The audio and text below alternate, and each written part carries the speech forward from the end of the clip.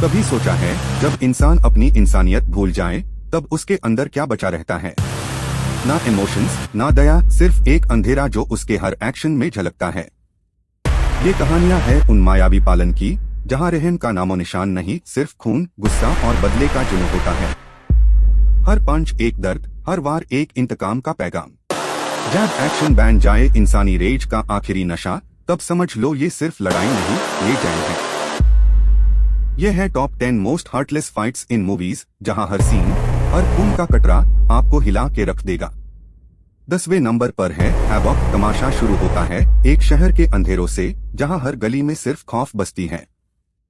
Tom Hardy एक undercover corp के रूप में अंदर घुस जाता है अस गैंगस्टर के जाले में, जहां जिंदा रहना किसी चमत्कार से कम नहीं। जब वो कैबिन में फंसा होता है तब हर एक अटैक पर्सनल लगता है। हर हारपून, हर गोली बिना किसी बैकग्राउंड स्कोर के सिर्फ चीख और टॉटफोड़ की आवाजों में डूब जाता है। इस फाइट में ना हीरो दिखाई देता है ना विलन, बस एक आखिरी सांस तक लड़ने वाला इंसान। ये सीन नहीं, एक हॉरर एक्शन एक्सपीरियंस है जहां एक पाल भी आंख झपकाना मौत को दावत देना है। 9वें नंबर पर है ड्रेड। जज ड्रेड एक नाम नहीं, एक अंधी कानून की आंधी है। हाई-राइज अपार्टमेंट में छुपी दुनिया के क्रिमिनल्स समझ नहीं पाते कि उनका मुकद्दर दरवाजे पे दस्तक दे रहा है। जब ड्रेड लिफ्ट से निकलता है तो सिर्फ गोलियां नहीं चलती, हर शॉट में कानून की एक कठोर सजा छुपी होती है। रूम के अंदर का फाइट सीन, कन्फाइंड स्पेस, कम लाइट और सिर्फ सर्वाइवल की लड़ाई। कोई मर्सी नहीं, कोई डायलॉग नहीं, बस एक एग्जीक्यूशन मशीन जो इंसाफ नहीं, इंतकाम लेता है। ये लड़ाई एक फ्यूचरिस्टिक हेल का दरवाजा खोलती है जहां हर मोमेंट में सिर्फ एक सवाल होता है, अगला नंबर किसका? 8वें नंबर पर है किल बिल वॉल्यूम 1। क्वेंटिन टैरेंटिनो का मास्टरपीस जहां स्टाइल और खून का रिश्ता लहू से लिखा गया है। Bride versus crazy 88। 5 मिनट के अंदर 88 लॉग ऑन का समाप्त हो जाना, सोचो कितना रेज होगा उस एक औरत के अंदर। हर तलवार की छुरी एक कहानी बोलती है, हर कटरा खून रिवेंज का कलर दिखाता है। ब्लैक एंड व्हाइट में कन्वर्ट होने वाले मोमेंट्स सिर्फ सेंसरशिप नहीं, वो इंटेंसिटी है जहां ब्लड और पेन एक हो जाते हैं। जब ब्राइड अपने दर्द से तलवार बनाकर उस गैंग पार चलाती है तो वो सिर्फ मार नहीं रही होती, वो हर वार में अपना बीता हुआ वक्त भूल जाने की कोशिश करती है। 7वें नंबर पर है ब्रॉल इन सेल ब्लॉक 99। रेडली का कैरेक्टर एक क्वाइट स्टॉर्म है। जब उससे जेल में अंदर भेजा जाता है तो वहां का हर रूल उसके खिलाफ लिखा होता है, लेकिन जब उससे सेल ब्लॉक 99 में ले जाया जाता है तब असली तमाशा शुरू होता है। ये फाइट एक इंसान की नहीं, एक जानवर के जैसे बन चुके आदमी की है जिसे कुछ भी हार नहीं सकता। सर को दीवार में ठोकना, बोन्स को क्रश कर देना बिना किसी रिमोर्स के, ये सब अस फाइट में नॉर्मल लगता है। प्रिजन गार्ड भी सोचता है क्या ये इंसान है या डेथ मशीन?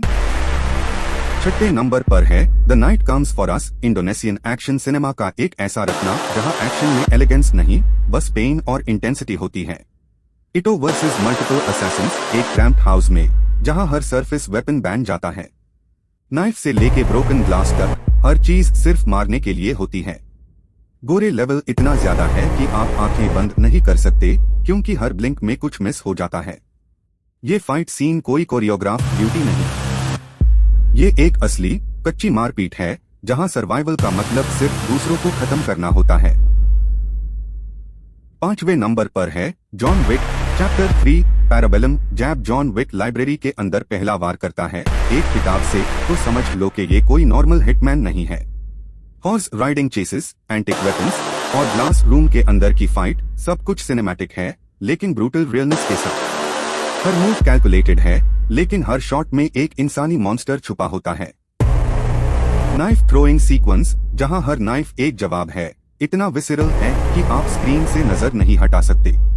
जॉन विक के लिए ये फाइट सिर्फ बचने की नहीं, ये एक सिस्टम के खिलाफ गुस्सा है जहां वो हर रूल तोड़ता जाता है। 4थे नंबर पर है द रेड रिडेम्पशन। एक बिल्डिंग 30 फ्लोर्स और हर फ्लोर पे मौत छुपी है। इंडोनेशियन स्वॉट टीम जब अंदर जाती है तो वो सोचती है ये एक रूटीन बस्ट है, पर ये तो एक डेथ ट्रैप निकलता है। रामा एक रुकी ऑफिसर का एक्शन हर सेकंड में इवॉल्व होता है। बैटन्स, फिस्ट्स, एल्बोज, हर एंगल से मारने का तरीका बदल जाता है। बाथरूम फाइट सीन, जहां सिर्फ एक छोटी सी जगह में टीम लोग अपनी जान बचाने की कोशिश करते हैं, वो क्लॉस्ट्रोफोबिया और सर्वाइवल को एक हॉरर आर्ट बना देता है। ये सिर्फ एक्शन नहीं, ये एक मैडनेस का स्पाइरल है।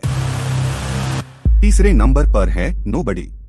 एक मिडिल एज्ड मैन बॉब ओडेनकर जब पहली बार बस में अटैक करता है तो लगता है क्या ये गलती कर रहा है, लेकिन हर पंच के बाद पता चलता है ये बंदा ट्रेनिंग का ओशन है। बस फाइट सीन, जहां छोटी सी जगह में हर किसी की हड्डियां टूटी जाती है, वो आपको इस शुभ इल्यूजन से निकाल देता है कि एक आम आदमी डेंजरस नहीं हो सकता। ब्रोकन ग्लास, चोकिंग पाइप्स और रिपीटेड इम्पैक्ट्स, सब कुछ एक हॉरर सिम्फनी बन जाता है। ये फाइट सिर्फ दुश्मनों को नहीं, ऑडियंस को भी सरप्राइज करती है। दूसरे नंबर पर है ओल्ड बॉय। हॉलवे फाइट, एक कंटिन्यूअस शॉट में एक हैमर के साथ। इतनी सिंप्लिसिटी में इतना रॉ वायलेंस सिर्फ कोरियन सिनेमा हाई ला सकता था। और देसू जैब 15 साल के कन्फाइनमेंट के बाद रिवेंज पे निकलता है तो उसकी बॉडी भी थक चुकी होती है, लेकिन जब वो हॉलवे में डजन्स ऑफ एनिमीज से लड़ता है तो उसकी फाइट एक इमोशनल स्टॉर्म का हिस्सा बन जाती है। हर एक स्विंग, हर एक ब्लो एक इंटरनल स्क्रीम है। कैमरा कभी कट नहीं करता क्योंकि ये पेन कभी ब्रेक नहीं होता। ये सीन एक आर्ट है जहां मारना और मार खाना दोनों बराबर लगता है। पहले नंबर पर है द नॉर्थमैन। अमलेथ, एक विकिंग वॉरियर जिसका एंगर सिर्फ एक रिवेंज नहीं, एक लेगेसी है। वोल्केनो के पास bear bodies, axes in hands, जैब फाइनल फाइट होती है तो ये सिर्फ एक बैटल नहीं, एक प्रोफेसी की पूरी होती कहानी है। Animalistic grunts, blood smeared bodies और फायर के बैकग्राउंड में जैब ब्लेड्स टकराते हैं तो वो हर एक मोमेंट को एपिक नहीं, मिथिकल बना देते हैं। ये फाइट सैवेज है लेकिन सिंबॉलिक भी। जब एक माँ के लिए, एक नाम के लिए, एक अस्तित्व के लिए लड़ाई होती है तो वो फाइट हार्टलेस नहीं होती, वो डिवाइन रेज का रूप होती है। तो दोस्तों, ये थे वो 10 हार्टलेस फाइट्स जहां इंसानियत पीछे रह गई और सिर्फ प्राइमल फ्यूरी सामने आई। हर सीन ने एक चीज दिखाई, जैब सर्वाइवल या रिवेंज का सवाल हो तो सबसे डेंजरस चीज होती है एक डिटरमेंट इंसान। अगर आपको ये वीडियो पसंद आई हो तो लाइक करना मत भूलना, कमेंट्स में बताना कौन सा फाइट सीन आपका फेवरेट था, और हाँ, सिनेफिलिया चैनल को सब्सक्राइब करना ना भूलिए। ये तो सिर्फ शुरुआत है, अगला वीडियो और भी इंटेंस होने वाला है। मिलते हैं जल्दी, तब तक के लिए खुद को सेफ रखना और सिनेमा से जुड़ा रहना।